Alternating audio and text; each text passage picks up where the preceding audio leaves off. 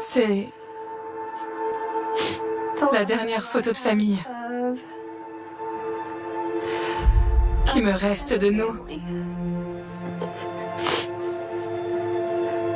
J'essaie de ne pas regarder de photos de lui parce que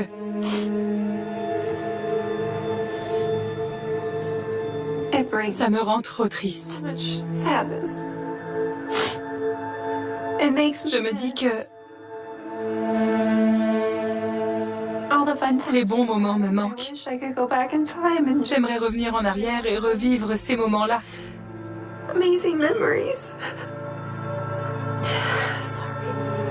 Je suis désolée. Vous allez me prendre pour une folle. Je n'ai connu que lui. C'est le seul homme que j'ai aimé. Mais c'est aussi celui qui m'a fait basculer dans la peur.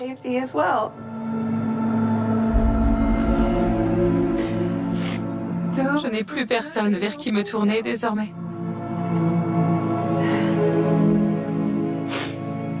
Pardon, je suis désolée.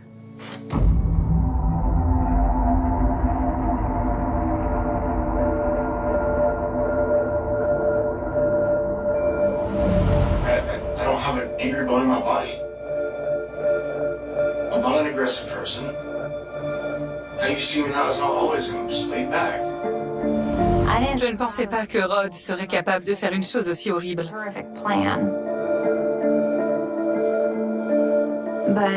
Pendant des années, je me suis voilé la face. J'étais persuadée que c'était quelqu'un de bien. Tell us why. Yeah, why? For reasons I didn't do it. J'étais tiraillée entre mon cœur et ma tête. Je lui en voulais énormément. Mais en même temps, il me manquait terriblement. Je ne comprenais pas ce qui se passait. You thought you could get away with this. Didn't you? You didn't get away with something you didn't do. J'aurais voulu pouvoir l'aider. Parce qu'il était super.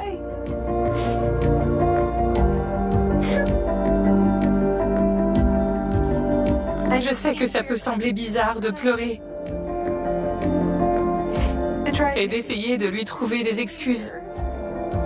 Je sais qu'il n'a aucune excuse. It's not who I am. This did not happen. I did not do this.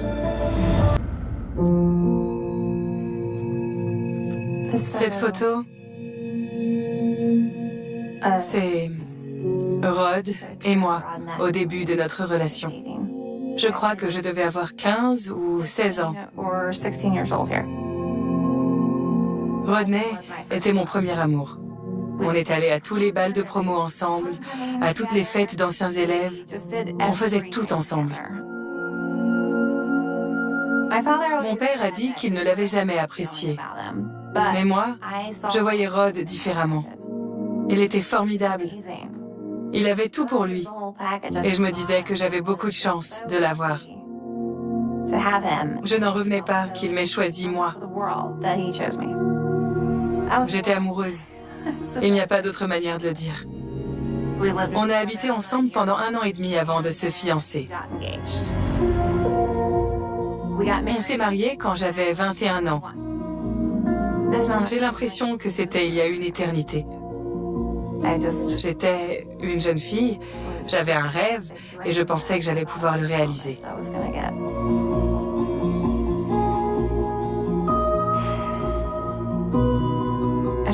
J'essaie de me souvenir de tout ça plutôt que de ce qu'il a fait.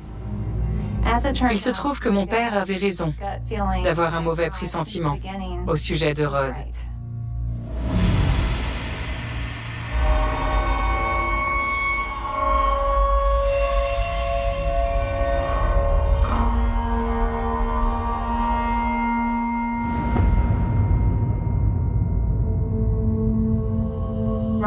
Rod et moi étions ensemble depuis quelques années.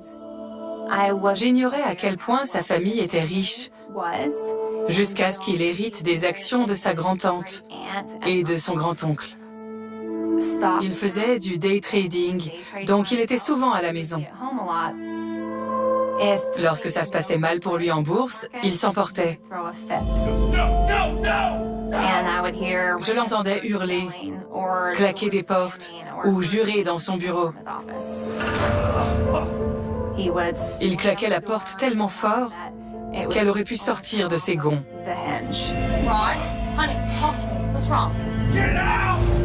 Parfois, il donnait des coups de poing dans le mur. Il jetait des objets par terre et il hurlait des insanités.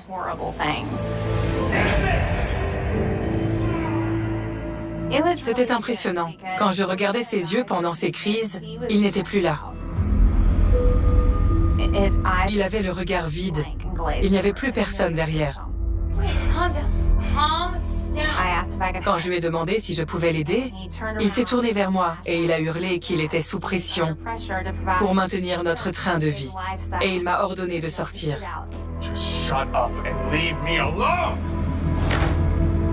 J'ai tourné les talons et je suis sortie. Je savais que c'était excessif, mais je me disais que c'était parce que ses parents criaient beaucoup. Alors, j'essayais de ne pas me formaliser. À partir de là, je ne suis plus retournée dans son bureau quand je l'entendais s'énerver. Je restais à distance.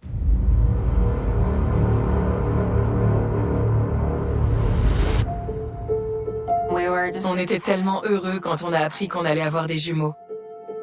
Mais Rod a commencé à laisser paraître que ça l'embêtait un peu d'avoir des enfants. Il refusait systématiquement qu'ils dorment avec nous. Il avait établi des règles très strictes sur le fait de jouer avec des paillettes ou du slime. Il hurlait quand les enfants renversaient quelque chose, à tel point qu'avec les enfants, on marchait sur des œufs.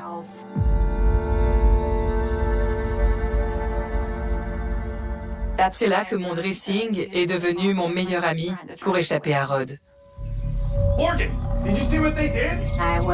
J'allais dans la chambre de mes enfants, j'entrais dans leur dressing, je refermais la porte à clé derrière moi, je laissais la lumière allumée. Et pour rassurer les enfants, je leur disais qu'il avait eu une journée difficile, qu'il avait besoin de se détendre et qu'il fallait le laisser tranquille. Je leur disais que c'était un jeu et on s'occupait tous les trois comme ça.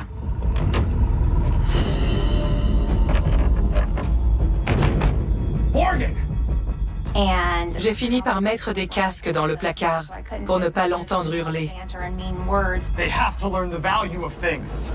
Mais il se mettait devant la porte et il déblatérait.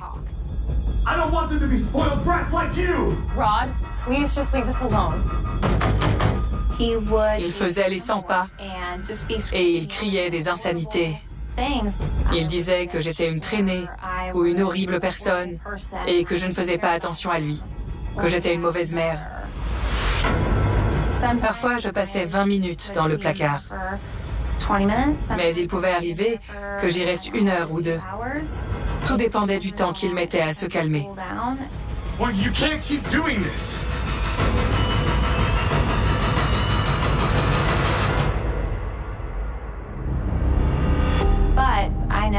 Mais je n'ai jamais eu peur qu'il s'en prenne à moi ou aux enfants physiquement. Et je n'avais pas eu d'autres relations. Alors je pensais qu'on était un couple sain. Je n'avais connu que lui. Quand je sortais du dressing, il me sortait des beaux discours et il me jurait qu'il allait changer. Quand j'y repense, c'est hallucinant que j'ai pu trouver ça acceptable. C'était devenu normal de m'enfermer dans un placard et je continue de le faire. Quand je ne me sens pas bien ou que je suis en colère, je retourne dans le placard. C'est comme un réflexe. Je sais que ce n'est pas sain. C'est devenu normal pour moi. Mais ça ne l'est pas du tout.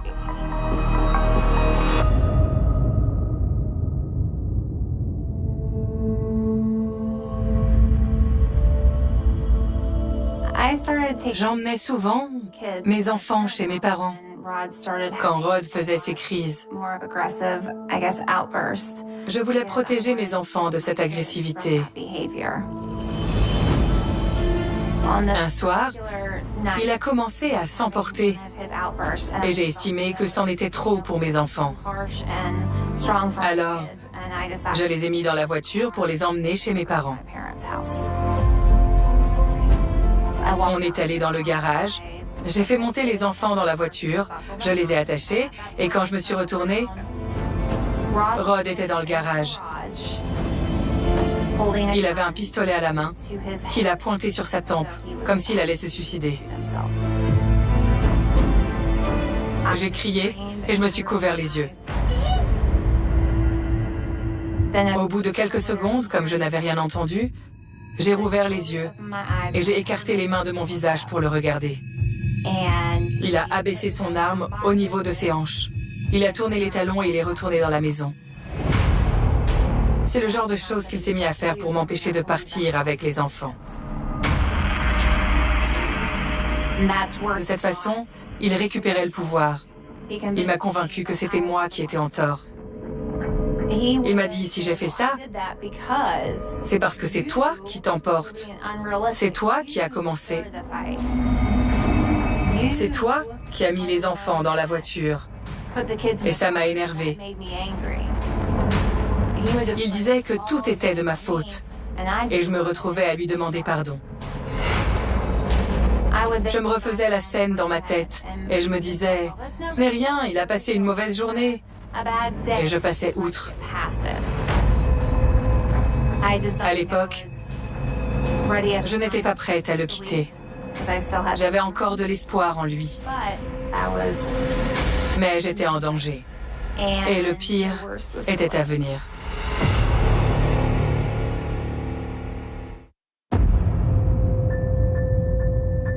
En repensant à notre relation,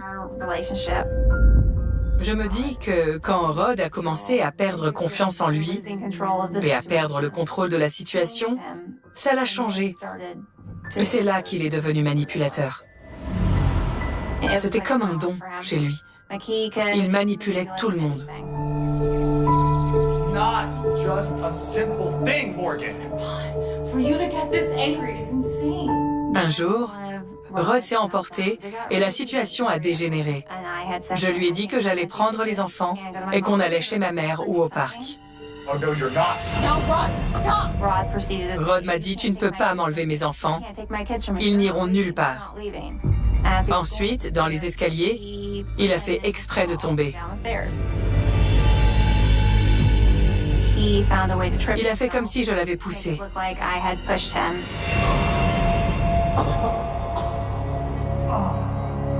Puis, il a regardé les jumeaux et il leur a dit « Maman m'a poussé ». Vous imaginez? Did you see that? Your mom just shoved me. J'ai aussitôt levé les mains en l'air et je leur ai dit « Mes chéris, maman n'a rien fait, je vous le promets ». Ils se sont mis à pleurer parce que leur père venait de tomber dans les escaliers. Et lui, il continuait « Maman m'a poussé dans les escaliers, elle a voulu me faire du mal. Morgan, les enfants ne sont pas en sécurité avec toi. » J'étais écœurée à l'idée qu'il veuille faire croire à mes enfants que je l'avais poussé. Tout ça pour les éloigner de moi. Je lui ai dit « S'il te plaît, arrête. Tu ne peux pas faire ça devant les enfants. »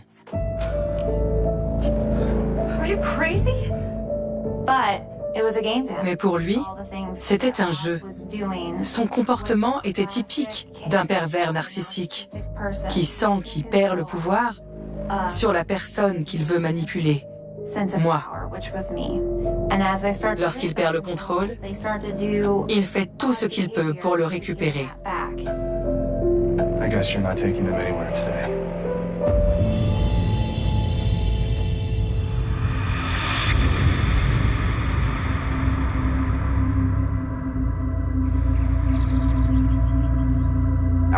C'était toujours lui qui lisait la presse locale et qui se tenait au courant. S'il s'était passé quelque chose de grave dans la région, il me racontait ce qui était arrivé.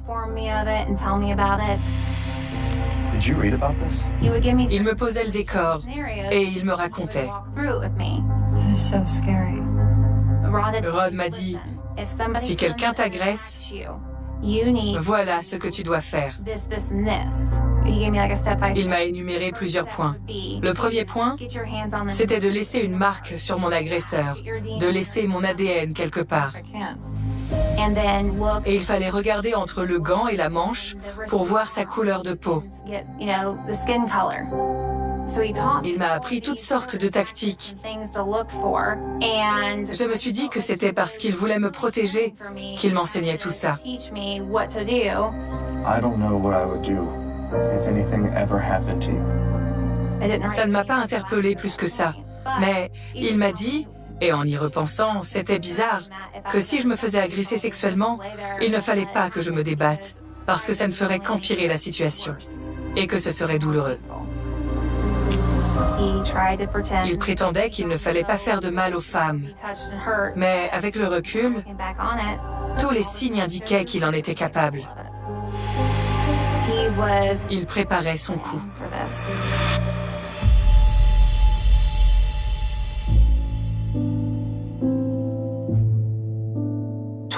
Vers la fin de notre relation, ça ne le gênait plus de s'emporter en public.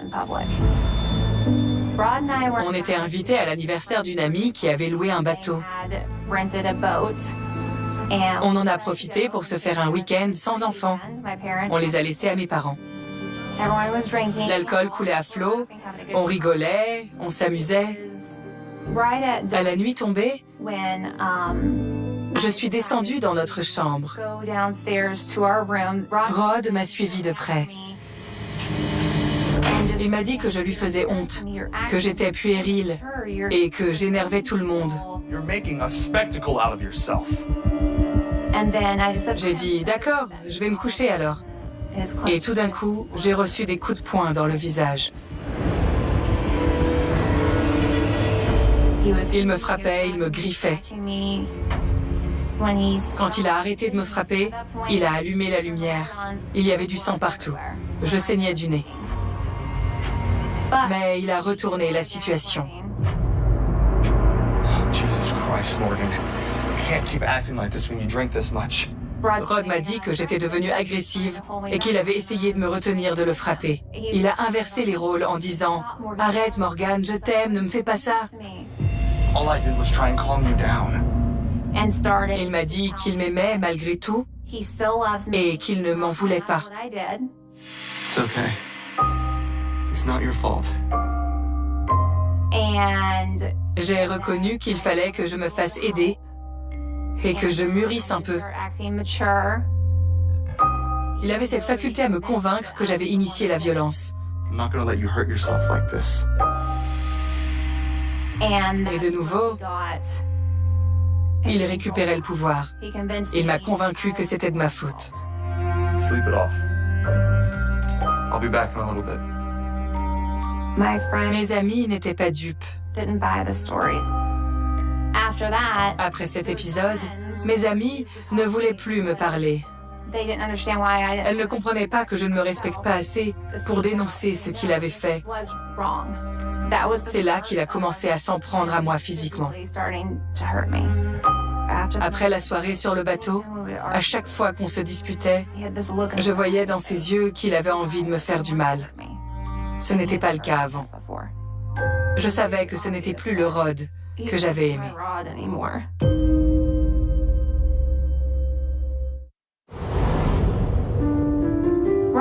Avec Rod, on avait toujours eu une vie sexuelle très saine. Mais avec le temps, cette vie sexuelle saine ne lui suffisait plus.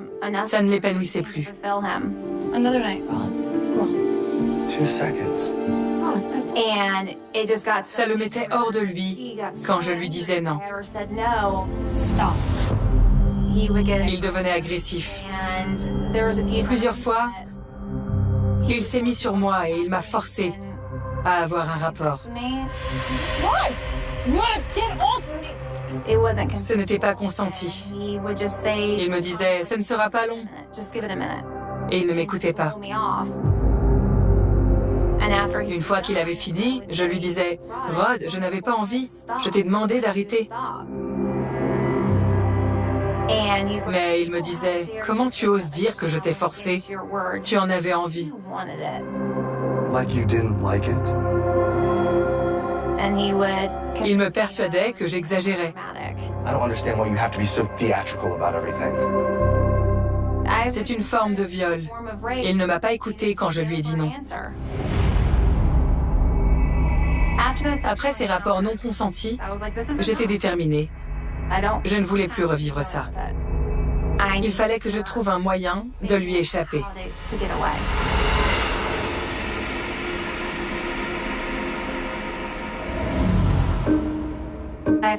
J'ai demandé le divorce. Peu de temps après, j'étais chez ma mère. Who keeps calling you? Il s'égarait devant chez mes parents et il refusait de partir parce qu'il voulait voir ses enfants. Oh my God. What? What is it? He's outside. Il n'arrêtait pas de m'appeler et de m'envoyer des messages. Je suis désolée, je vais changer. Je veux voir mes enfants. C'est là que ça a commencé. Rod refusait de partir, malgré les demandes de mes parents. On a dû appeler la police. Il a dit au policier qu'il avait le droit d'être là. Le policier lui a dit qu'il ne pouvait pas rester dans l'allée, mais que s'il était dans la rue, on ne pouvait rien lui dire. Alors il a déplacé sa voiture sur le trottoir et il a attendu. Is he gone? Je lui ai demandé de partir, mais il a refusé. Tout le temps où il est resté là, il n'a pas arrêté de m'appeler. Rod, there is nothing to talk about. Go away! Rod est resté là environ 2 heures. Puis il a fini par partir de lui-même. Quelques jours plus tard, Rod a accepté de divorcer. Parce qu'il a dit « Je sais que je te récupérerai ». Mes parents et moi trouvions que Rod avait un comportement malsain. Ça nous inquiétait beaucoup. On a essayé de le comprendre, mais ce n'était pas normal.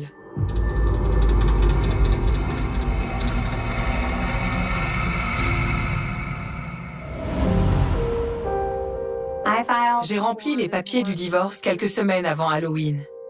On avait décidé que je resterais dans la maison. Quand Rod a déménagé, j'ai promis aux enfants qu'on sculpterait des citrouilles. C'était l'occasion de se retrouver avec les enfants et mes parents. Quand on a commencé, Rod est arrivé, comme si de rien n'était. Happy Halloween!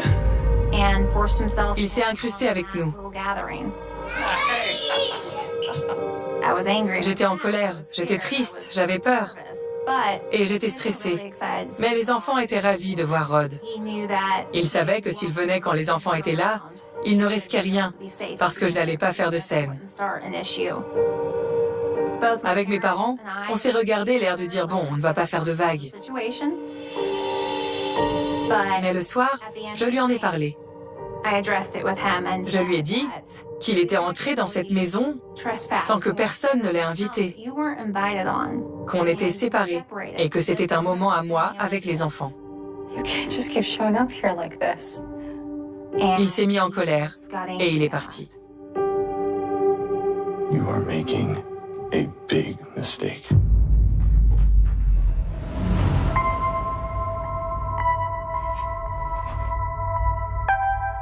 Il est revenu pour Thanksgiving et il a remis ça à Noël. À ce moment-là, ça me faisait peur. Je ne me sentais pas en sécurité. Ça me dégoûtait. J'avais l'impression qu'il me harcelait. C'était dérangeant.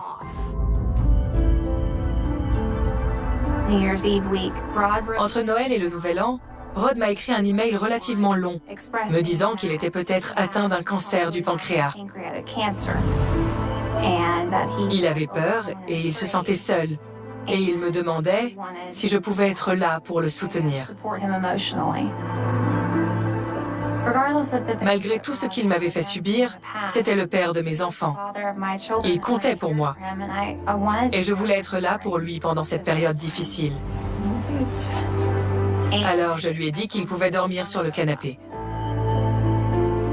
Je ne pensais pas qu'il était capable d'un tel mensonge. Thanks again for doing this. Mais ça faisait déjà partie de son plan. I think this could actually be really good for us, you know? Okay, Rod, we talked about this, okay? This is only temporary, all right? Quand Rod a déménagé, j'ai décidé d'améliorer notre système de sécurité pour être rassurée en étant seule chez moi. I'm gonna turn in. Let me know if you need anything else. J'ai ajouté des caméras à l'avant et à l'arrière de la maison. J'ai changé toutes les serrures.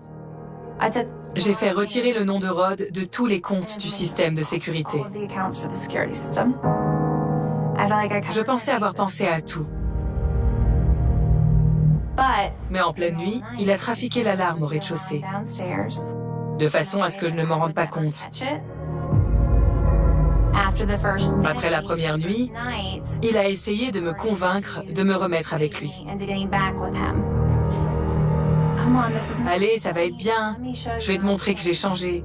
Il est devenu très insistant avec ses insinuations. Mais je lui ai dit non. Alors il s'est mis en colère, il a pris ses affaires et il est parti. C'était sa dernière tentative avant son assaut final.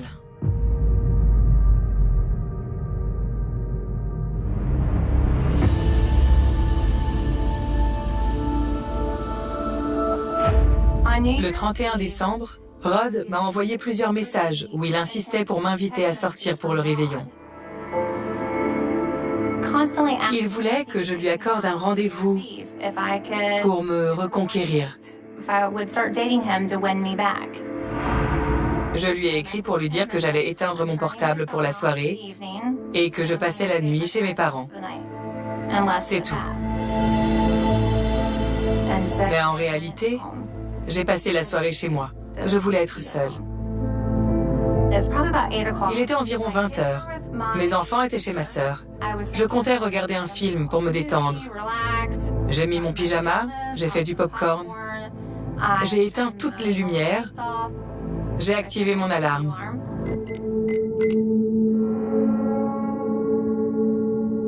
Et là, j'ai senti qu'on m'observait. C'était la première fois que je me sentais mal à l'aise chez moi. J'avais un mauvais pressentiment. J'ai essayé de regarder par la fenêtre, mais il faisait sombre, alors je ne voyais que mon reflet. J'avais toujours l'impression qu'on m'observait ou qu'on me suivait. Mais j'ai tenté de me raisonner en me disant que c'était dans ma tête. Oublie ça, la journée a été longue, détends-toi. À la fin du film, je suis allée me coucher et je me suis endormie tout de suite. Je me souviens m'être fait réveiller, non pas par un bruit, mais par l'impression d'être observée. J'ai ouvert les yeux et j'ai vu qu'il y avait quelqu'un à la porte de ma chambre.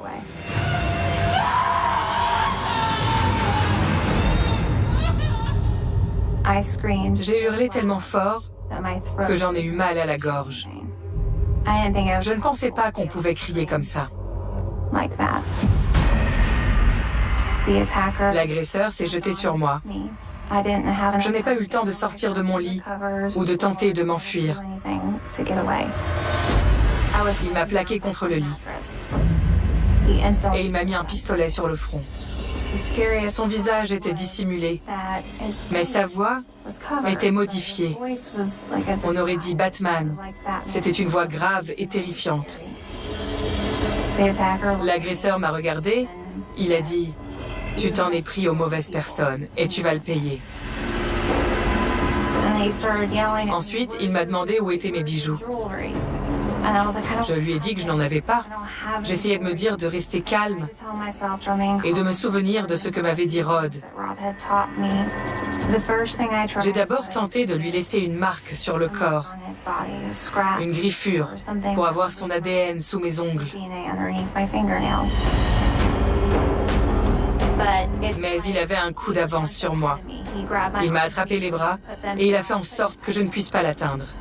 Ensuite, j'ai essayé de voir ses poignets, au niveau des gants, pour voir sa couleur de peau. Mais ses manches étaient rentrées dans ses gants et je ne voyais pas sa peau. C'est là qu'il a commencé à me frapper avec la crosse de son pistolet.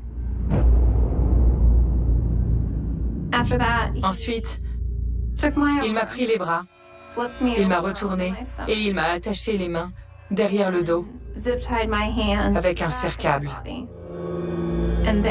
Puis il m'a enfoncé la tête dans le coussin et le matelas.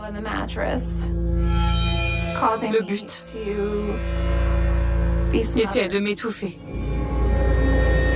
Je ne pouvais plus respirer. Je me suis dit, ça y est, je vais mourir. Je ne vais pas m'en sortir. Je ne sais pas pourquoi il est là, mais je ne pouvais plus lutter. J'allais perdre connaissance.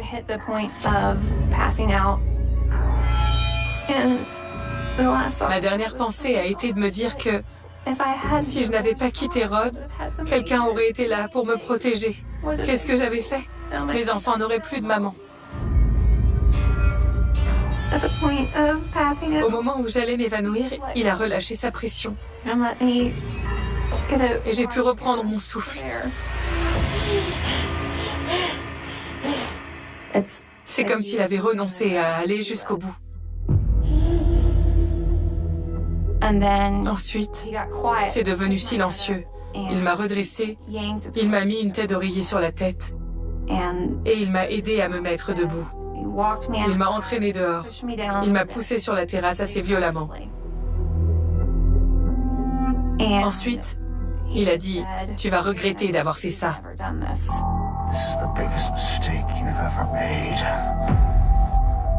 Je lui ai dit, « Je ne sais même pas ce que j'ai fait. » Alors il m'a dit, « Ne te relève pas avant d'avoir entendu 3 coups de klaxon. Sinon, on te mettra une balle dans la tête. »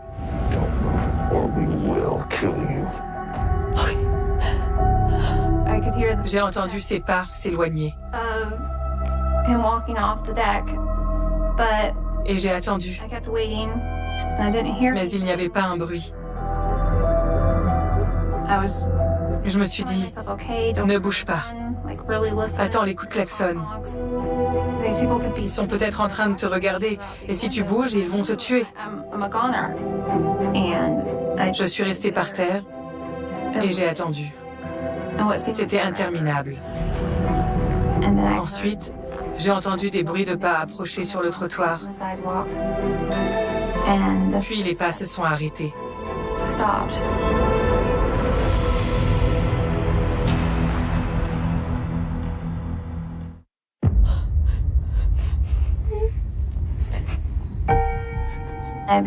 J'étais vraiment terrifiée. Je ne savais pas de qui il s'agissait.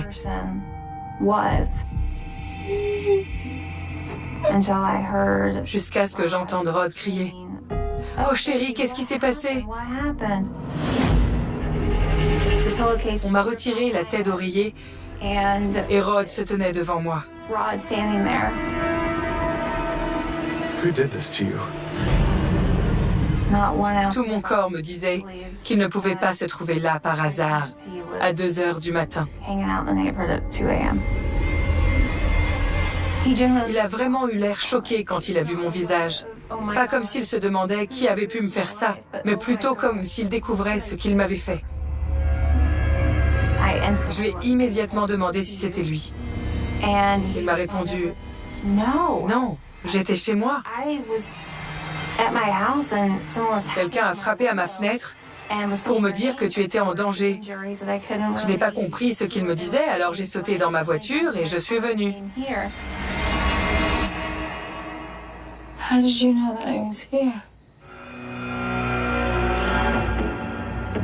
Je lui ai dit, la dernière fois qu'on s'est parlé, je t'ai dit que je passais la soirée chez ma mère. Pourquoi tu n'es pas allé là-bas? Je n'ai pas réfléchi. Comme tu es toujours ici, je suis venue directement ici. À ce moment-là, je me suis dit, Morgan, ne dis rien. Tu es seule face à ton agresseur. Fais attention à ce que tu dis avant que la police arrive. Il y avait toujours le risque que je ne m'en sorte pas vivante. Ne dis rien, joue le jeu. Ne fais rien qui pourrait l'énerver. Alors je me suis retenue. Je me suis tue. Il a pris le téléphone, il a appelé la police.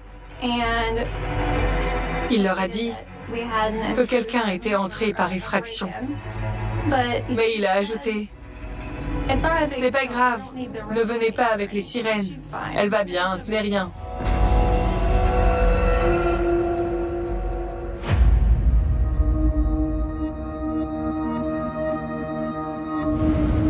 And you said somebody is tapping on your window. You live on the first floor. Somebody's tapping on my window that's in my bedroom. Immediately I called her, and I put on my straight voicemail. I texted her and I drove straight over here. Rod a prétendu que quelqu'un l'avait prévenu que j'étais en danger et qu'il était venu chez moi pour me sauver. I just saw her grab her and pull the sheet off and then pick her up. I looked at her and I said, "You okay?" And she was just... And I saw that she had her hands had tied. Son histoire ne tenait pas la route. Elle était fausse. Les policiers s'en sont vite rendus compte. And this whole thing about I'm getting somebody knocking on my window or my building or whatever, and then she's being beat up at the same time, that's way out there, okay? Le policier m'a demandé si je suspectais quelqu'un et si mon ex-mari aurait pu faire une chose pareille. Et je lui ai dit, je crois que oui. You knew she was to be at her parents' house. You knew she was here. How'd you know she was? I didn't know she was here. All night she was here. Les enquêteurs ont confronté Rod à ses déclarations et ils n'ont pas tardé à le coincer. Ça l'a surpris parce qu'ils avaient commencé par l'encenser de m'avoir sauvé. There's no way in hell somebody knocked on your window and said her name, and you immediately come over here because you're here to check on her. Ils ont retrouvé des serre-câbles chez lui. Ils ont découvert dans son ordinateur qu'il avait fait des recherches sur comment tuer quelqu'un et comment viser le cœur avec une arme. Des recherches sur l'étranglement. You wouldn't come over here as a hero, unarmed. I wasn't trying to be a hero. I was making sure she was okay. Les policiers ont découvert une lettre de suicide. Et sa dernière lettre pour moi. Il avait prévu de me tuer et de se suicider ensuite. Comme je ne pouvais pas être à lui, il ne voulait pas que je sois à quelqu'un d'autre. Il avait tout prémédité. Ce n'était pas un coup de folie.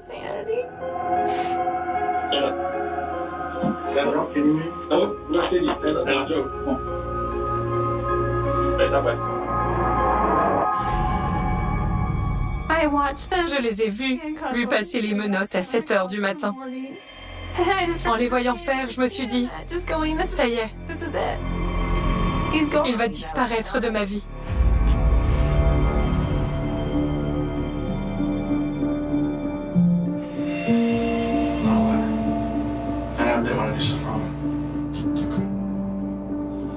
Would you admit if you had actually done this? I would never do it.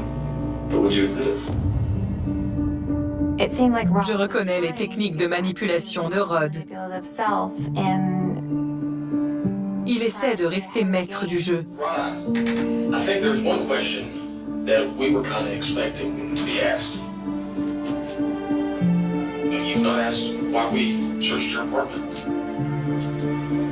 I assumed you would. You're not concerned about that? Well, probably the most significant thing that we found in your apartment was a collection of zip ties. Zip ties? Black zip ties. Oh, zip ties. I know you don't. We have them now. À ce moment de l'interrogatoire, c'est là que Rod perd confiance pour se sortir de cette situation. We look at your phone and there's search histories for suicide by starvation, suicide by handgun, shoot myself in the heart, love letters to an ex-wife, how to deepen your voice or how to change the sound of your voice instantly. À ce moment-là, Rod devait se dire « Mince, je ne vais pas réussir à faire en sorte qu'il me croie. » I don't know if I should talk to you guys anymore. I'm sending you early badge on what angle you guys are coming from. We're seeking the truth, man. Je crois qu'il a dit ça pour mettre de l'ordre dans ses idées. Rod ne s'attendait pas à ce que les enquêteurs aillent aussi loin. Il pensait sûrement que cette affaire serait balayée d'un revers de main et que personne ne prendrait le temps d'enquêter sérieusement sur cette agression.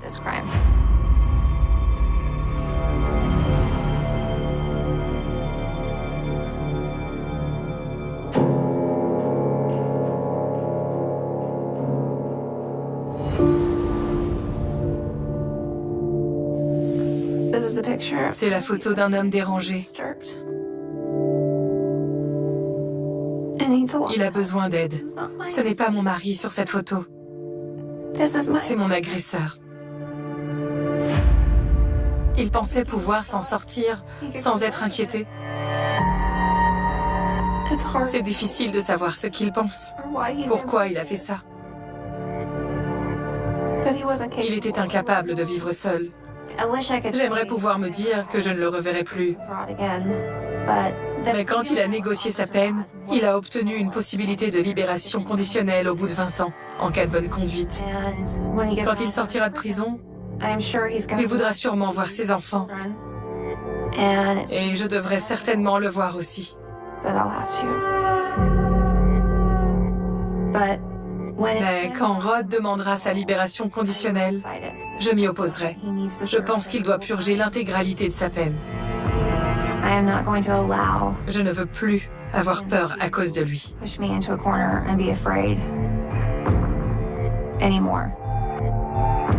À ce jour, Rod n'a toujours pas expliqué son geste. Ça a été très compliqué pour moi de ne pas savoir. J'avais besoin de réponses. Mais je ne le croirais pas s'il s'expliquait.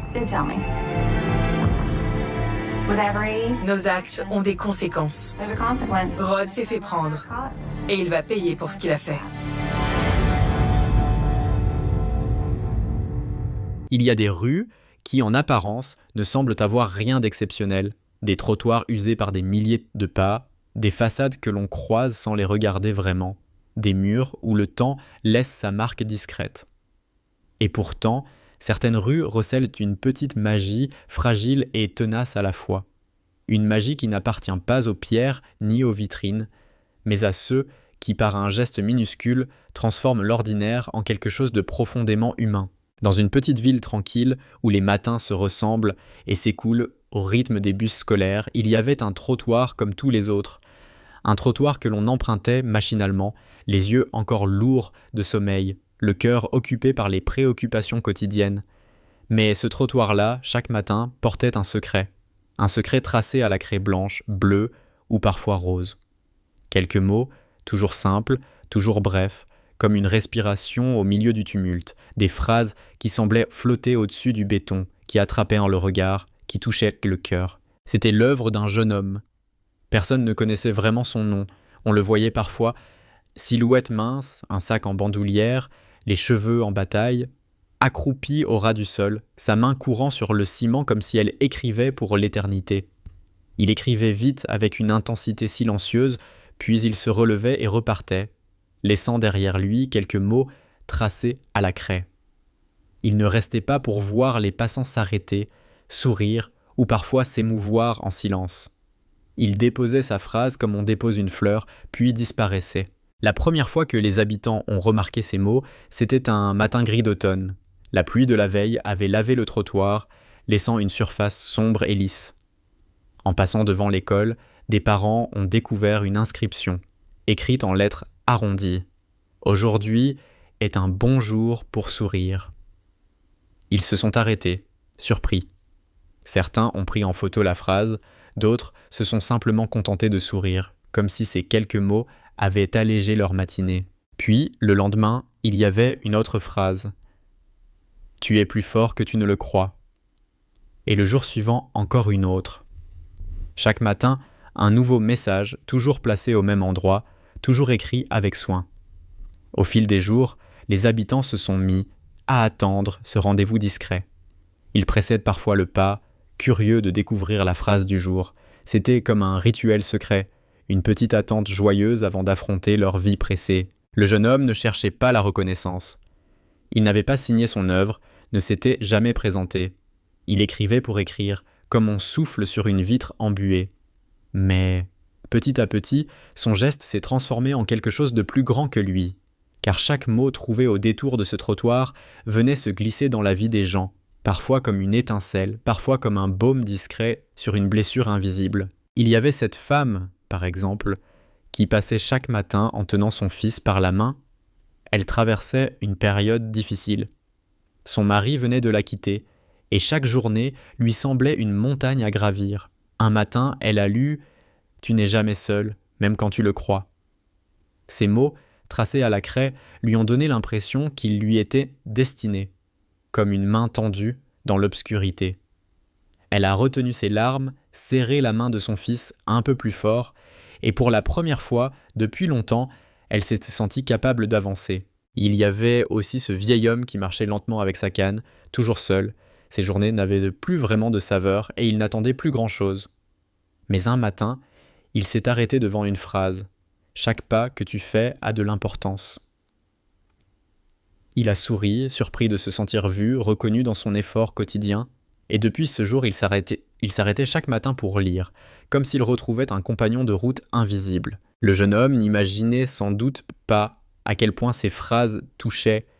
Pour lui, c'était un rituel intime, une manière de laisser une trace, d'offrir quelque chose qu'il n'avait peut-être pas lui-même reçu. Chaque matin, il sortait tôt, alors que la ville dormait encore, et choisissait ses mots avec soin. Il les écrivait en se demandant « Qu'est-ce que j'aurais besoin d'entendre aujourd'hui ?» Puis il se levait, secouait la poussière de craie de ses doigts et repartait. Il n'y avait rien de spectaculaire dans ce geste. Pas de grandes affiches, pas de mise en scène. Seulement un morceau de craie qui s'usait jour après jour et des phrases simples. Mais c'était justement cette simplicité qui les rendait puissantes, parce qu'elles arrivaient sans prévenir, sans bruit, et qu'elles se déposaient doucement dans les cœurs. Au fil des semaines, les habitants ont commencé à en parler entre eux. « As-tu vu la phrase d'aujourd'hui ?» demandait-on dans les cafés. Les enfants se pressaient pour la lire avant d'entrer à l'école. Certains prenaient des photos pour les partager. Une petite communauté silencieuse s'était formée autour de ce trottoir. Personne ne savait qui écrivait, mais chacun avait l'impression d'en faire partie. Un matin d'hiver, alors que le froid mordait l'air et que les doigts gelaient, il y avait pourtant encore une phrase. Même les jours les plus froids contiennent un rayon de chaleur. Les passants se sont arrêtés, emmitouflés dans leurs manteaux, et ont souri en silence. Quelqu'un a murmuré « Il ne nous oublie pas », comme si ce jeune homme invisible faisait désormais partie de leur vie quotidienne. Dans l'anonymat de ce geste se cachait une forme de générosité rare. Donner sans attendre en retour, offrir sans se montrer. C'était presque une prière muette adressée au monde, et le monde, peu à peu, répondait, à travers les sourires, les regards plus doux, les pas un peu plus légers. Il faut imaginer ce jeune homme, dans le froid du matin, penché sur le trottoir. Ses mains tremblaient parfois, la craie se cassait entre ses doigts, mais il continuait. Peut-être que lui aussi avait ses blessures, ses silences. Peut-être qu'il écrivait pour se convaincre autant que pour les autres. Mais dans ce geste répété chaque matin, il y avait quelque chose de profondément humain.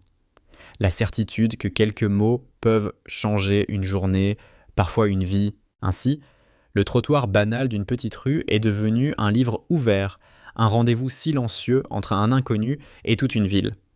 Et chaque matin, avant même que le soleil ne monte dans le ciel, ce jeune homme continuait de tracer ses lettres de craie, fragiles mais obstinées, comme une promesse de douceur offerte au monde.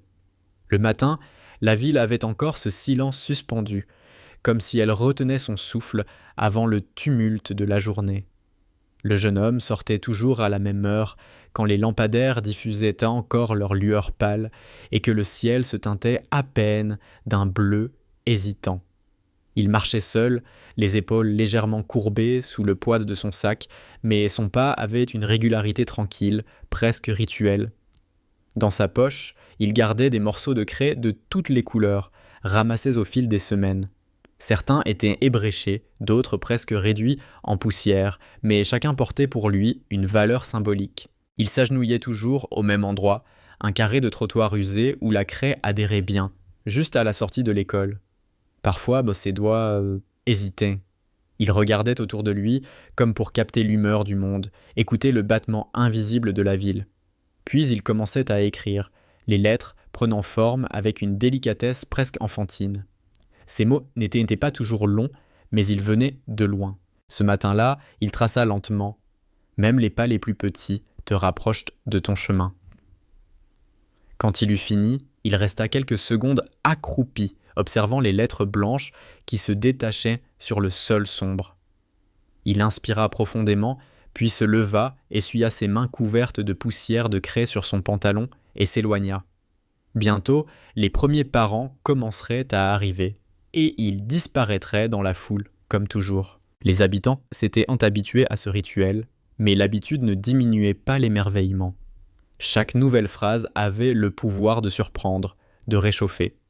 On racontait déjà que certains faisaient un détour exprès pour passer par ce trottoir, un boulanger du quartier, par exemple, qui commençait sa journée à l'aube, passait exprès quelques minutes plus tôt pour être sûr de lire la phrase du jour avant de rallumer ses fours.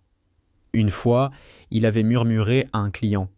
« Je ne sais pas qui écrit, mais je crois qu'il nous connaît tous un peu. » Il y avait aussi les enfants. Leur joie était peut-être la plus pure, la plus immédiate. Ils se pressaient autour des mots, s'agenouillaient pour les lire à voix haute, parfois en trébuchant sur les syllabes. Ils y voyaient une forme de magie, comme si le trottoir lui-même avait décidé de leur parler.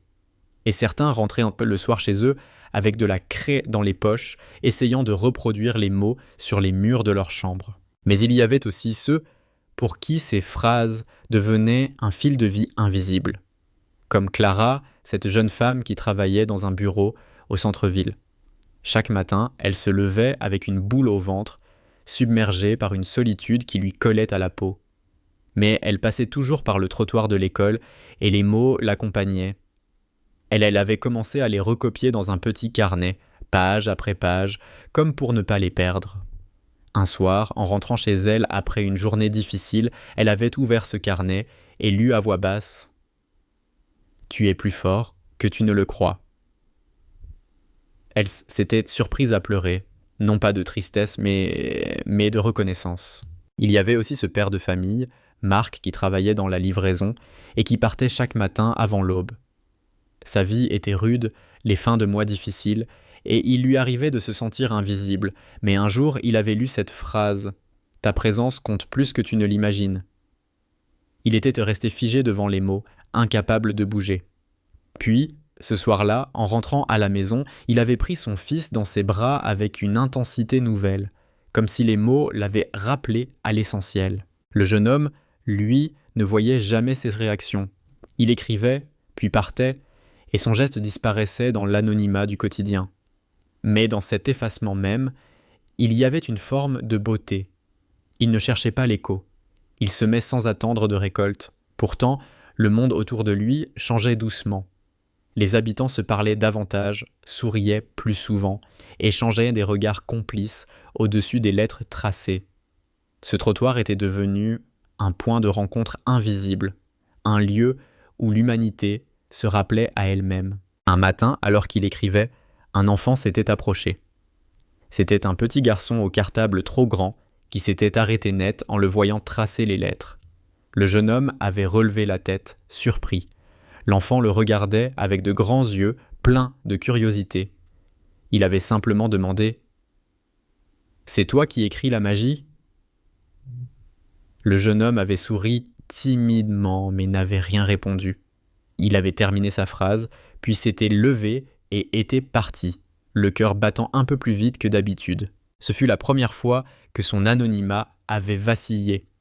L'enfant, bien sûr, raconta tout à sa mère, mais celle-ci, amusée, garda le secret. Elle aussi comprenait que la force de ces mots tenait justement à leur mystère. Alors, dans la petite ville, on laissa l'anonymat intact, comme on préserve une source fragile. On respectait le silence du jeune homme, comme une condition pour que la magie continue. Pourtant, à mesure que les jours passaient, chacun se surprenait à se demander qui était-il ? Pourquoi écrivait-il ? Était-ce un étudiant, un artiste, quelqu'un en quête de sens ? Certains inventaient des histoires à son sujet, d'autres préféraient ne rien savoir, mais au fond, tous comprenaient que le plus important n'était pas son identité, mais ce qu'il offrait.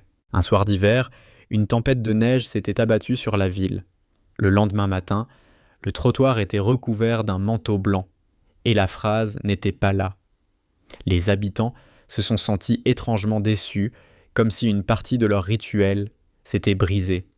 Mais l'après-midi, lorsque la neige avait commencé à fondre, un enfant avait remarqué sous la glace des lettres à moitié effacées. Le jeune homme avait écrit malgré la tempête. Même quand tout semble enseveli, il y a toujours quelque chose qui survit. Ces mots, à demi effacés, prenaient une force nouvelle. On y voyait une métaphore de la vie elle-même, fragile, mais obstinée. Les passants restèrent longtemps autour de cette phrase presque disparue, comme s'ils voulaient la protéger du froid. Et dans leur regard, il y avait une émotion silencieuse, une reconnaissance muette. Ainsi, jour après jour, la craie continuait de transformer la ville. Ce n'étaient pas seulement des phrases, mais des passerelles invisibles entre des vies qui autrement ne se seraient jamais croisées. La vieille dame qui vivait seule, le jeune père fatigué, l'adolescente en quête de confiance, tous trouvaient dans ces mots un miroir bienveillant. Et le jeune homme, chaque matin, continuait son chemin, sans savoir qu'il avait tissé une toile invisible qui unissait désormais tout un quartier. Il croyait simplement laisser quelques traces éphémères sur le béton, mais en réalité, il écrivait dans le cœur des gens. Les jours s'étiraient, et avec eux, la présence discrète de la craie sur le trottoir devenait presque une respiration collective. On ne parlait plus de la rue comme avant, on la nommait désormais la rue des mots.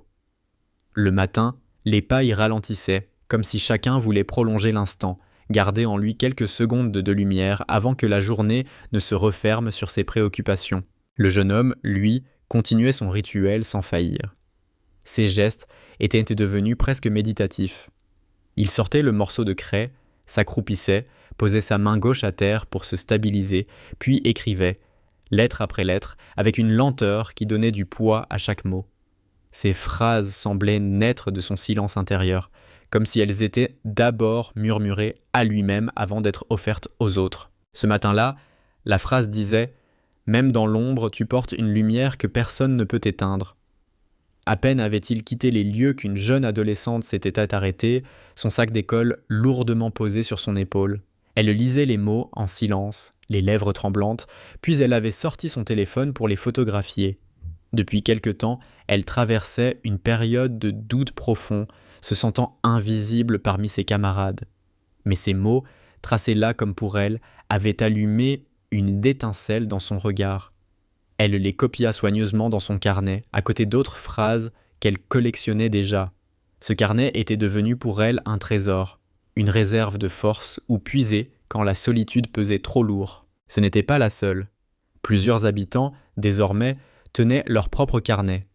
Dans le café du coin, la serveuse avait même affiché au mur une petite ardoise où elle écrivait la phrase du jour recopiée depuis le trottoir, les clients entraient, lisaient et souriaient avant même de commander leur café. Le geste du jeune homme, ignoré de lui-même, avait pris racine partout, jusque dans les lieux les plus ordinaires. Et parfois, ces phrases semblaient arriver comme une réponse à une douleur invisible. Un matin, un homme du quartier, récemment endeuillé, était sorti de chez lui avec le cœur lourd, incapable de trouver un sens à sa journée. Il avait marché sans but, et en arrivant devant l'école, il lut « Ton chagrin fait partie de toi, mais il ne t'enlève pas ta force. » Il s'était arrêté, incapable de retenir ses larmes. C'était comme si quelqu'un l'avait vu, comme si une voix douce lui avait soufflé qu'il avait le droit d'être fragile. Ce jour-là, il décida de continuer, un pas après l'autre, porté par une phrase tracée à la craie. Le jeune homme ne cherchait pas à être devin, ni à écrire pour quelqu'un en particulier. Ces mots venaient de ses propres blessures, de son propre chemin, car derrière son geste discret, il y avait une histoire. Il n'avait jamais parlé de ce qui l'avait conduit à écrire, mais en lui brûlait un besoin profond de donner ce qu'il n'avait pas reçu. Il connaissait le silence des jours où personne ne tend la main, il connaissait le vide des matins sans encouragement. Alors, il écrivait pour que d'autres ne connaissent pas ce vide-là. Dans son petit appartement, à la lueur de sa lampe de chevet, il préparait parfois ses phrases sur des bouts de papier froissé. Il les testait, les effaçait, les recommençait. Il cherchait la simplicité, les mots les plus courts, les plus clairs, ceux qui pouvaient se glisser dans n'importe quel cœur. Son bureau était couvert de feuilles, certaines noircies d'essais barrés, d'autres avec une phrase unique encerclée, choisie pour le lendemain. Pour lui, écrire était une manière de respirer. Chaque mot qu'il laissait sur le trottoir l'aidait lui-même à tenir debout. Un soir, alors qu'il sortait tard pour acheter du pain, il avait surpris 2 jeunes assis près du trottoir, relisant ensemble la phrase du matin. Ils riaient doucement, l'un d'eux répétant les mots comme un refrain. Le jeune homme s'était arrêté à distance, son cœur serré d'une émotion qu'il n'attendait pas. Pour la première fois, il voyait son geste vivre en dehors de lui, résonner entre 2 inconnus. Il comprit alors que ces phrases avaient dépassé son intention. Elles ne lui appartenaient plus. Elles appartenaient à ceux qui les lisaient. Avec le temps, la rue avait changé de visage. Les passants se croisaient autrement. Un simple échange de regards devant les lettres suffisait pour créer un lien. Des gens qui, autrefois, marchaient tête baissée sans se voir, s'arrêtaient ensemble, partageaient en quelques secondes de silence, un sourire discret, un mot murmuré. C'était comme si la craie avait dessiné une communauté invisible, née de la fragilité partagée. Et puis, un matin, il y eut une surprise. Au-dessous de la phrase du jeune homme, quelqu'un avait ajouté quelques mots avec une craie d'une autre couleur. « Merci ». Rien de plus.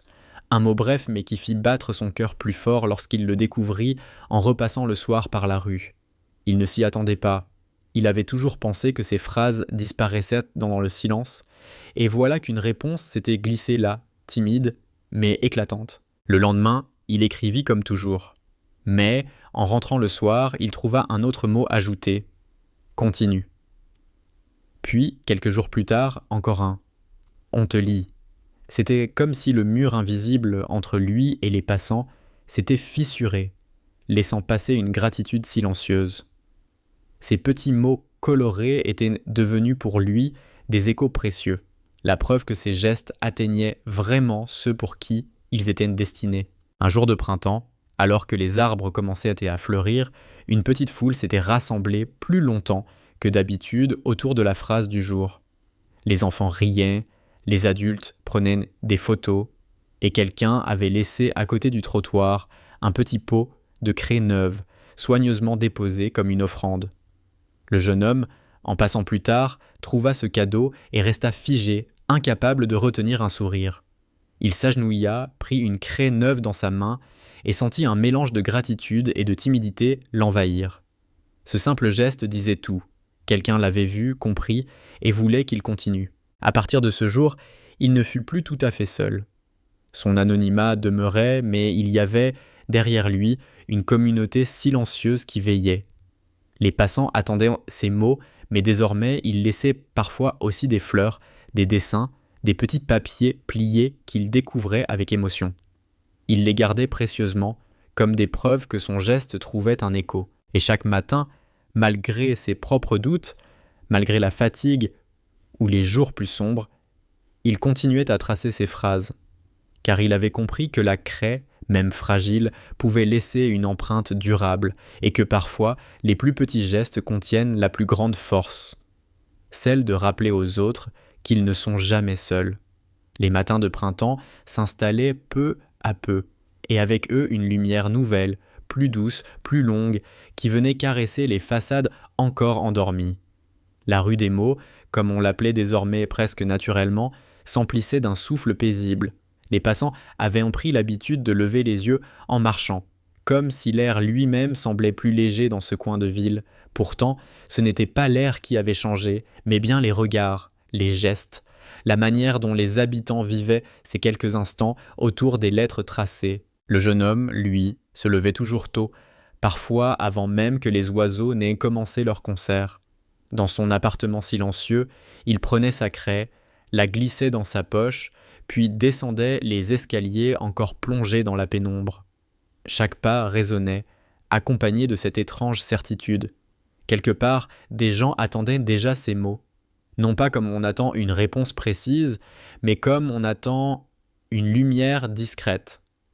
Un signe que la journée peut commencer autrement. Ce matin-là, il s'accroupit comme d'habitude et écrivit lentement. « Tu es digne d'amour, même quand tu doutes de toi. » Les lettres blanches semblaient luire sur le sol encore humide de rosée. Quand il eut terminé, il resta un instant immobile, le cœur serré, car ces mots, il ne les écrivait pas seulement pour les autres. Ils venaient aussi de son propre manque, de ce vide qu'il portait en lui depuis longtemps. Écrire était pour lui une manière de penser ses propres blessures, tout en offrant aux autres la tendresse qu'il aurait aimé recevoir. Quand les premiers passants arrivèrent, leurs regards se posèrent sur la phrase. Une femme, le pas rapide, ralentit soudain. Ses yeux se remplirent d'eau, elle s'arrêta puis reprit sa marche, mais plus doucement. Derrière elle, un jeune étudiant prit une photo, et son sourire resta accroché à ses lèvres longtemps après avoir quitté la rue. Ces petites réactions invisibles, qui échappaient toujours au jeune homme, formaient pourtant une chaîne silencieuse, une succession de vies touchées qui se répondaient dans le secret. Un jour, un enseignant de l'école décida d'utiliser ces phrases dans sa classe. Chaque matin, il demandait à ses élèves « Qu'est-ce que cela vous inspire ?» Les enfants levaient de la main, partageaient leurs idées, parfois naïves, parfois profondes. Ils apprenaient à mettre des mots sur leurs émotions, à reconnaître en eux la force ou la fragilité évoquée par la craie. Certains rentraient ensuite chez eux en répétant à leurs parents la phrase du jour. Et la chaîne continuait, de bouche en bouche, de cœur en cœur. Le jeune homme ne savait rien de tout cela. Mais, sans le vouloir, il devenait un pédagogue invisible, un semeur d'idées simples, qui poussait dans des terres qu'il ne voyait pas. Et ces terres, ce sont les vies de chacun. L'enfant timide, l'adulte fatigué, le vieil homme solitaire, tous recevaient une graine qu'ils cultivaient à leur manière. Au fil des semaines, d'autres signes de reconnaissance apparurent. On déposait parfois une fleur séchée à côté de la phrase. D'autres fois, un petit dessin coloré fait par un enfant représentait un soleil ou un cœur. Une fois, quelqu'un avait même écrit à côté avec une autre craie « On lit chaque matin ». Le jeune homme, en découvrant cela, avait ressenti une chaleur inattendue, un écho qui l'accompagnait longtemps dans sa journée. Lui qui avait commencé dans l'ombre sentait désormais, même sans le chercher, une main tendue en retour. Et pourtant, malgré ce soutien discret, il y avait des jours plus difficiles. Des matins où la fatigue pesait, où la solitude se faisait plus lourde. Dans ces instants, écrire devenait un effort immense. Mais c'était précisément là que son rituel prenait tout son sens. Car même dans sa fragilité, il choisissait de donner. Ses phrases naissaient parfois de son découragement même, comme une manière de se relever. Il écrivait alors « Même les jours lourds contiennent une étincelle ». Et sans le savoir, ces mots, venus de sa propre lutte, résonnaient encore plus fort dans le cœur de ceux qui les lisaient. Un soir, alors qu'il passait devant le trottoir après une longue journée, il vit un petit groupe d'adolescents assis autour de la phrase du matin. Ils riaient, discutaient, mais entre deux éclats de voix, l'un d'eux lut à haute voix les mots inscrits. Un silence tomba quelques secondes, puis ils reprirent leur discussion. Le jeune homme, dissimulé dans l'ombre, sentit son cœur se serrer. Ces quelques secondes de silence avaient suffi. Il avait vu de ses propres yeux que ces mots trouvaient un chemin, même dans les cœurs jeunes, parfois fermés. Les saisons passaient. Avec elles, les couleurs de la craie changeaient aussi. En été, il utilisait du jaune vif qui semblait briller sous le soleil. En automne, il préférait l'orange et le rouge, comme les feuilles qui jonchaient le trottoir. En hiver, le blanc se perdait parfois dans la neige, mais il persistait, traçant malgré le froid ses doigts engourdis. Et chaque fois, la ville accueillait ces mots comme un cadeau. Un jour particulier resta gravé dans la mémoire des habitants. Ce jour-là, la ville avait été frappée par une coupure d'électricité. Les foyers étaient plongés dans le noir, les visages fatigués par l'inconfort.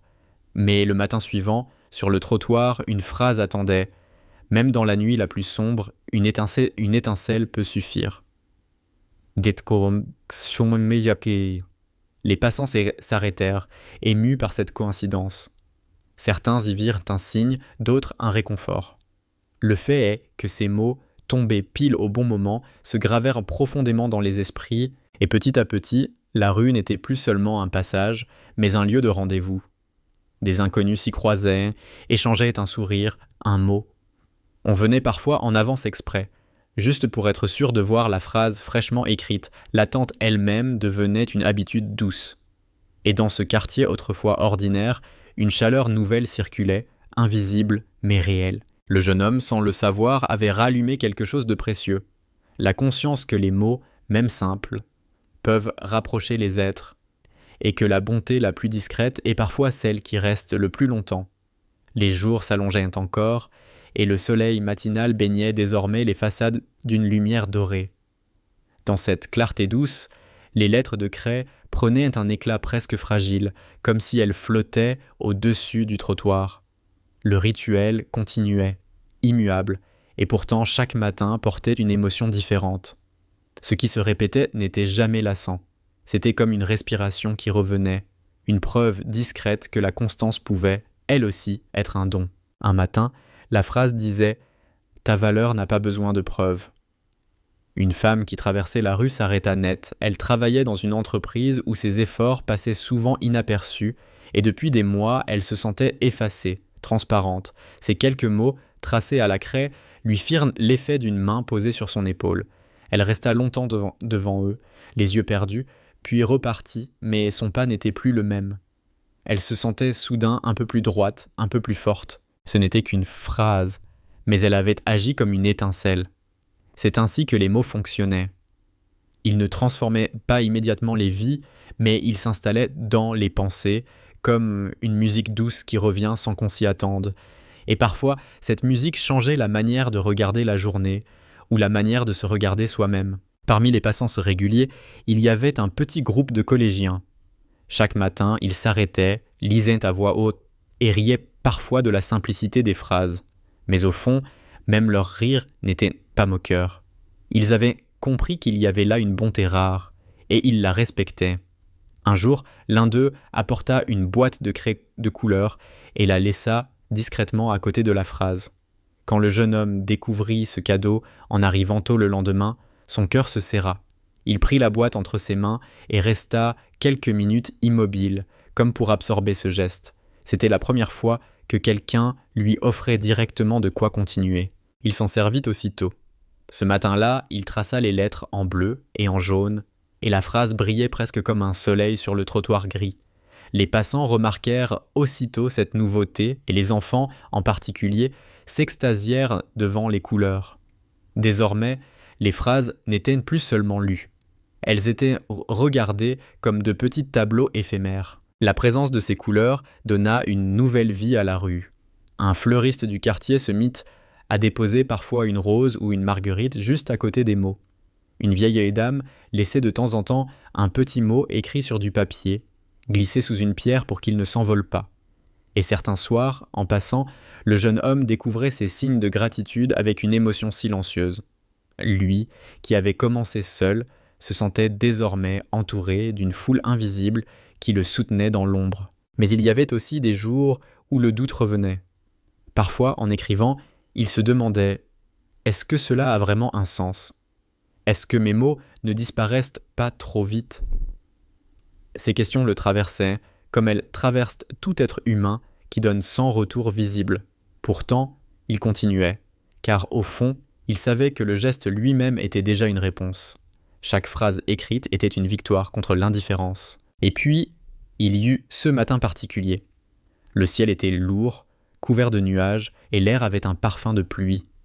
Le jeune homme, accroupi, écrivit « Même les cœurs fatigués peuvent encore aimer ». Quand il se releva, une larme roula sur sa joue. Ces mots venaient de lui, de sa propre fatigue, de ses propres blessures qu'il portait en silence. Mais quelques heures plus tard, une femme s'arrêta devant la phrase. Elle venait de passer une nuit blanche auprès de son père malade. Elle se sentait vidée, incapable de trouver la force de continuer. En lisant ces mots, elle pleura doucement, en silence, mais elle reprit sa marche avec un souffle nouveau. Ce qu'il avait écrit pour lui s'était transformé en force pour quelqu'un d'autre. Ainsi allaient les choses. Un échange muet, où les douleurs de l'un devenaient le réconfort de l'autre. Les mots circulaient, porteurs d'une humanité partagée, et personne ne pouvait vraiment dire où ils naissaient, ni où ils finissaient. Avec le temps, les phrases du jeune homme commencèrent à voyager au-delà de la rue. Des passants prenaient des photos, les partageaient avec leurs proches. Bientôt, les phrases apparurent sur les écrans de téléphone, dans les conversations à table, parfois même affichées dans des bureaux. Elles s'échappaient du trottoir pour rejoindre des vies qui ne connaissaient pas la rue des mots. Et pourtant, l'origine restait la même. Ce jeune homme, accroupi chaque matin, craie en main, déposant sa part de lumière. Un soir, alors qu'il revenait tard, il aperçut un couple assis sur un banc près de l'école. Il lisait à voix basse la phrase du matin, se tenant la main. Le jeune homme, resté à distance, les observa.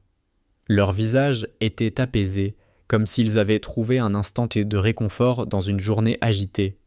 Il détourna les yeux, le cœur serré d'une émotion douce, presque douloureuse. Car dans ce moment volé, il avait compris que ces phrases ne lui appartenaient plus du tout. Elles étaient devenues des fragments de vie pour les autres. Et dans cette certitude, il trouva la force de continuer. Chaque matin, malgré le froid, malgré la fatigue, il écrivait. Car il savait désormais que même les mots tracés à la craie, promis à s'effacer sous la pluie, pouvaient durer plus longtemps qu'il ne l'imaginait. Il restait dans les mémoires, dans les carnets, dans les conversations. Il restait surtout dans les cœurs. L'été arriva doucement, avec ses matinées tièdes et ses odeurs de fleurs qui flottaient déjà dans l'air. Dans la rue des mots, les passants marchaient plus lentement, savourant la lumière dorée qui s'allongeait sur le trottoir. Les lettres de craie, souvent colorées maintenant, semblaient se fondre dans la saison, comme si elles respiraient au même rythme que la ville.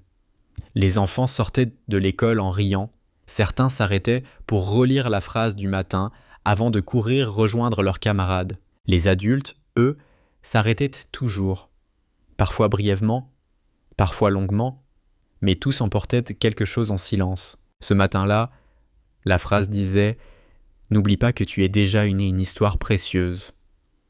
Elle avait été tracée en rose et en blanc, avec des lettres plus larges que d'habitude.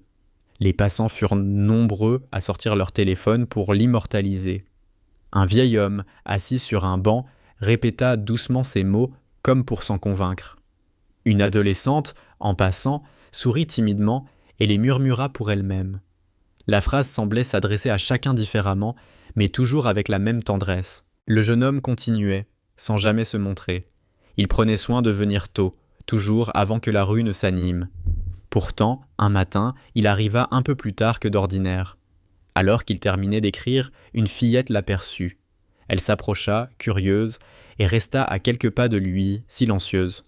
Quand il se releva, leurs regards se croisèrent. Elle ne dit rien, se contenta de sourire. Puis elle posa sur le sol, à côté de la phrase, un petit dessin d'étoile qu'elle avait griffonné sur une feuille. Le jeune homme sentit son cœur se serrer. Il acquiesça doucement, puis s'éloigna sans un mot.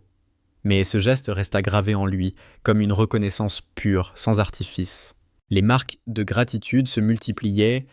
Parfois, au matin, il découvrait une fleur déposée là, ou un mot simple écrit à côté du sien. « Merci ».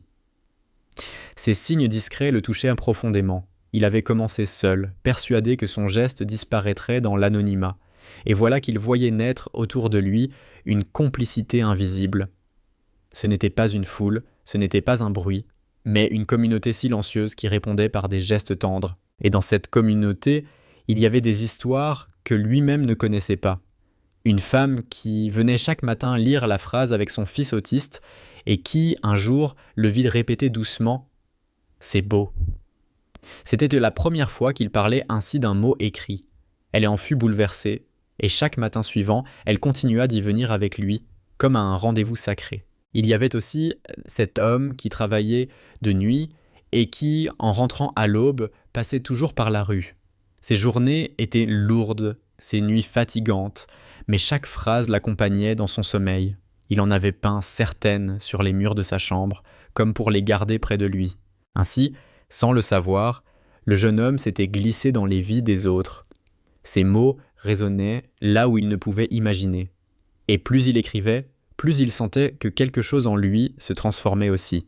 Lui qui avait commencé par solitude se découvrait relié à un tissu invisible, une multitude de cœurs battant avec le sien. Pourtant, il y avait aussi des jours de doute. Un matin, la pluie battait si fort qu'il se demanda s'il devait écrire.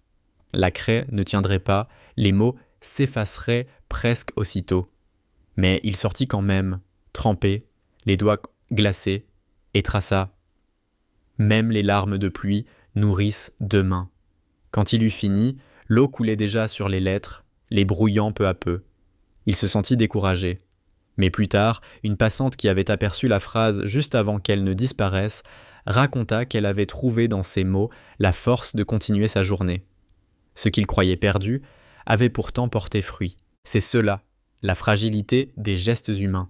On ne sait jamais quand ils trouvent en leur chemin, ni qui ils touchent. Mais même quand ils semblent s'effacer, ils laissent une empreinte invisible.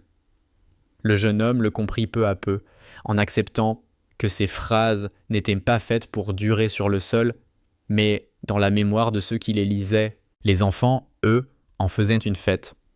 Ils couraient parfois jusqu'au trottoir, impatients de découvrir le mot du jour. Certains essayaient d'écrire leurs propres phrases sur les murs de leur cour ou sur des cahiers d'école. L'un d'eux, un petit garçon timide, écrivit un jour sur sa trousse « Tu n'es pas seul ». Et quand un camarade en difficulté vit ces mots, il se sentit un peu moins isolé. Les phrases du jeune homme s'étaient transmises, transformées, réinventées par d'autres voix. Un soir, en revenant tard, il vit une mère et sa fille assises près de la phrase du matin. La petite lisait à voix haute, et la mère, émue, l'écoutait. Elles restèrent ainsi longtemps, comme si ces quelques mots suffisaient à remplir leur silence. Le jeune homme détourna discrètement les yeux, mais il sentit ses larmes monter. Car dans ce tableau simple, il voyait le sens profond de son geste, créer un moment de lien, même minuscule, entre les êtres. Il comprit que ces mots ne lui appartenaient plus.